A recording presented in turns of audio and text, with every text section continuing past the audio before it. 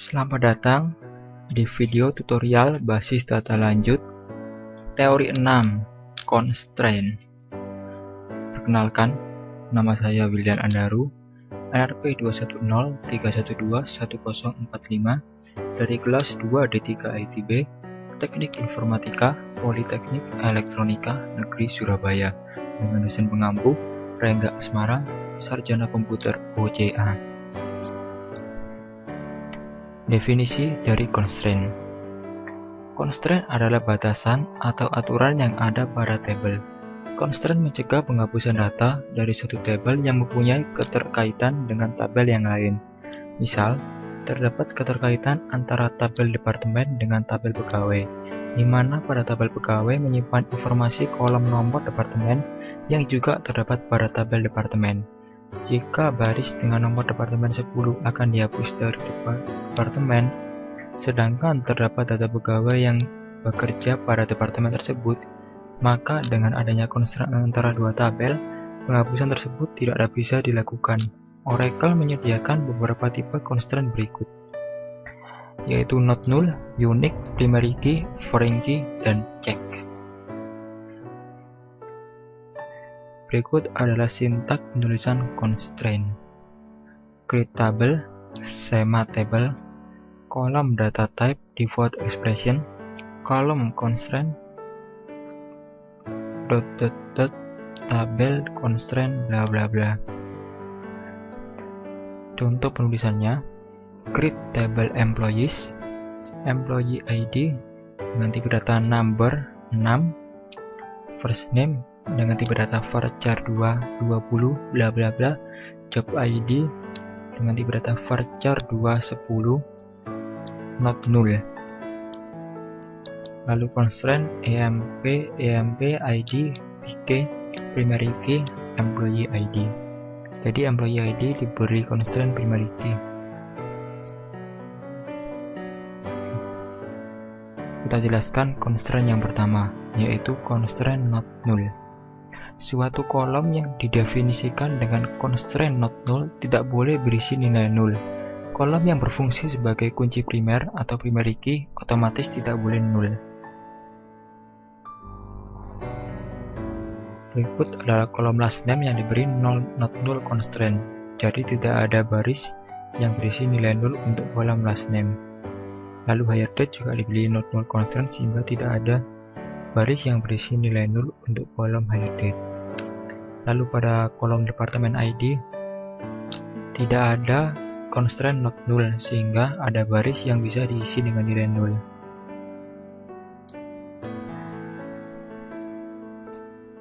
Berikut adalah contoh penggunaan constraint not null. Create table employees, employee ID dengan tipe data number, last name dengan tipe data varchar 2, lalu diberi constraint not null dari sistem, salary number 8, commission part number, hire date, date constraint employer date, and not null. Jadi di sini diberi nama oleh user. emp hire date and adalah constraint yang didefinisikan. Lalu constraint yang kedua adalah constraint unique. Constraint unique mendefinisikan suatu kolom menjadi bersifat unik. Ilustrasi penggunaan constraint unique adalah sebagai berikut. Employees. Pada tabel employees pada last name tidak ada constraint unique sehingga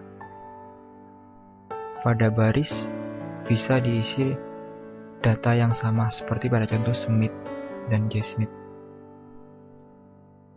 sehingga diperbolehkan karena tidak ada constraint unique. Perintah untuk pembuatan tabel ilustrasi di atas adalah create table employees, employee ID number, last name varchar 2, email varchar 2, salary number, commission part number, hire date, date not null. Constraint emp email UK unique email, jadi emailnya unique, nggak mungkin email ada sama kan. Masih berikutnya, constraint yang ketiga adalah constraint primary key. Constraint primary key membentuk key yang unik untuk suatu tabel. Kolom yang didefinisikan sebagai primary key akan mengidentifikasi suatu baris data sebagai unik. Contoh penggunaan constraint primary key.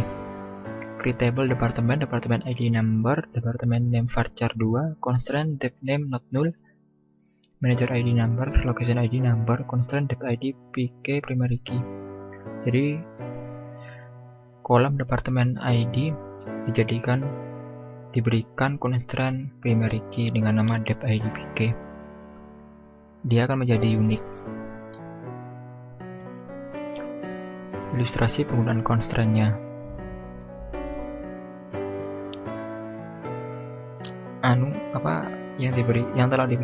Kolom yang telah diberikan constraint primary key tidak diperbolehkan memiliki null value dan tidak diperbolehkan memiliki data yang sama. Lalu constraint berikutnya yaitu constraint foreign key. Foreign key constraint didefinisikan pada suatu kolom yang ada pada suatu tabel, di mana kolom tersebut juga dimiliki oleh tabel yang lain sebagai suatu primary key. Berikut ilustrasi penggunaan constraint foreign key. Jadi di sini kolom departemen ID pada tabel departemen di-refer pada employees. Ketika suatu data dimasukkan ke dalam departemen ID yang berada pada employees, namun tidak ada pada kolom departemen ID pada tabel departemen, maka tidak bisa dimasukkan karena telah merefer ke tabel kolom departemen ID. Hanya diperbolehkan memasukkan data apabila data tersebut sama dengan data pada departemen ID pada tabel departments. Berikut adalah perintah pembuatan tabel untuk ilustrasi tadi. Create tabel employees, employee ID number, last name varchar 2, not null, email varchar 2, salary number, commission PCT number, hire date not null, bla bla bla, department ID number.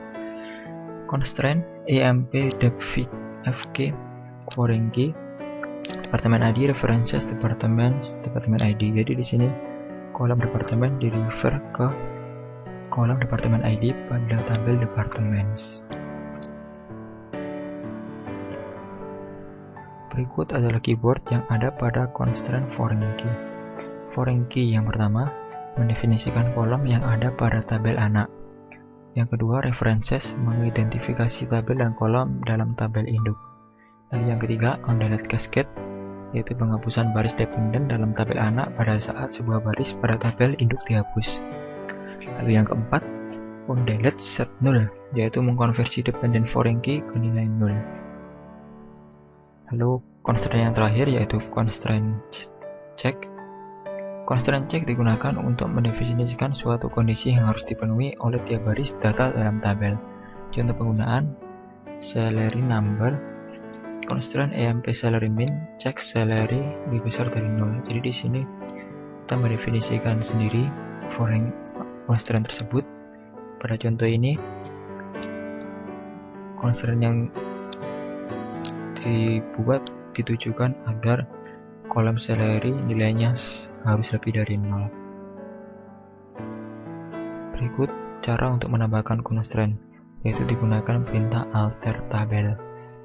Contohnya alter tabel, nama tabel, add constraint, nama constraint, type column.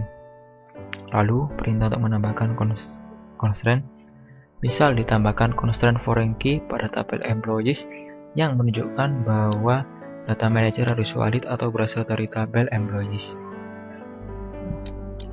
Alter tabel employees, add constraint, emp manager fk, foreign key manager ID, references employees, employee ID. Jadi ini diberikan add constraint pada alter table untuk menambahkan constraint. Lalu untuk menghapus suatu constraint juga digunakan perintah alter tabel dengan cara penulisan alter tabel, nama tabel, drop constraint, tab column. Berikut adalah contoh penghapusan constraint dari satu tabel. Alter tabel employees, drop constraint emp manager fk. Dari EMP Manager FQ ini, constraint yang telah didefinisikan lalu dihapus menggunakan drop. Untuk menghapus constraint primary key pada tabel departemen dan menghapus asosiasi constraint pada foreign key pada kolom employees departemen ID, digunakan drop primary key cascade. Lalu menonaktifkan constraint. Untuk menonaktifkan constraint digunakan klausa disable. Pilihan cascade digunakan untuk mendisable dependent integrity constraint. Berikut contohnya: alter tabel employees disable constraint EMP ID PK cascade. Lalu untuk mengaktifkan constraint digunakan klausa enable. Alter table employees enable constraint EMP ID PK. Jadi gunakan klausa enable pada alter table. Lalu cascade constraint. Cascade constraint digunakan dengan klausa drop column. Klausa ini akan menghapus semua referential integrity constraint yang merefer ke primary dan unique key yang didefinisikan pada kolom yang dihapus. Berikut contohnya: alter table test 1 drop PK cascade constraint. Alter table test 1 drop PK FK call 1 cascade constraints. Lalu untuk menampilkan constraint, tabel user constraint menyimpan informasi tentang constraint. Kolom tipe constraint atau constraint type dapat berisi C untuk constraint check, R untuk referential integrity atau foreign key, P untuk primary key, dan U untuk unique. Ikut sintaknya: select constraint name, constraint type, search condition from user constraint, where table name employees. Berikut hasilnya: constraint name, lalu ada C ini adalah tipenya, dimana kebanyakan adalah C yaitu check, lalu yang bapak sendiri menggunakan U atau unique. Menampilkan kolom yang berasosiasi dengan constraint. Berikut ini untuk menampilkan kolom yang berasosiasi dengan suatu nama suatu constraint yang ada pada view user const columns. Select constraint name, column name from user const columns from table name, where table name sama dengan employees. Berikut hasilnya. Jadi akan tampak nama constraint-nya dan kolomnya. Di sini berarti kolom departemen ID mengaplikasikan constraint dengan nama EMP dep FK. Kita lanjutkan ke soal. Soal pertama. Tambahkan tabel level primary key constraint pada tabel EMP pada kolom ID. Constraint diberi nama myEMP ID PK. Jawabnya, berikut adalah sintaknya: alter tabel EMP add constraint myEMP ID PK primary key ID. Lalu soal 2, buat primary key constraint pada tabel dep dengan menggunakan kolom ID. Constraint diberi nama myDep ID PK. Berikut sintaknya: alter table dep add constraint myDep ID PK primary key ID. Soal ketiga, tambahkan kolom dep ID ke dalam tabel EMP. Tambahkan foreign key references pada tabel EMP yang memastikan bahwa data pegawai dimasukkan berdasarkan nomor departemen yang ada pada tabel departemen. Jawabnya, alter table EMP add tab ID number 10 foreign key references dep ID. Soal keempat, tampilkan constraint-constraint yang telah ditambahkan dengan melihat pada view user constraints. Sintaknya, select constraint name, column name from user const columns where table name sama dengan employees. Soal nomor 5, tampilkan nama objek dan tipenya dari data dictionary user object untuk tabel EMP dan dep. Jawabnya, select object name, object type from user object where table name in EMP dep. Soal 6, modifikasi tabel EMP, tambahkan kolom commission dengan tipe data number 2. Tambahkan constraint untuk memastikan bahwa kolom ini harus diisi dengan nilai lebih dari 0. Gunakan constraint check, tentu saja.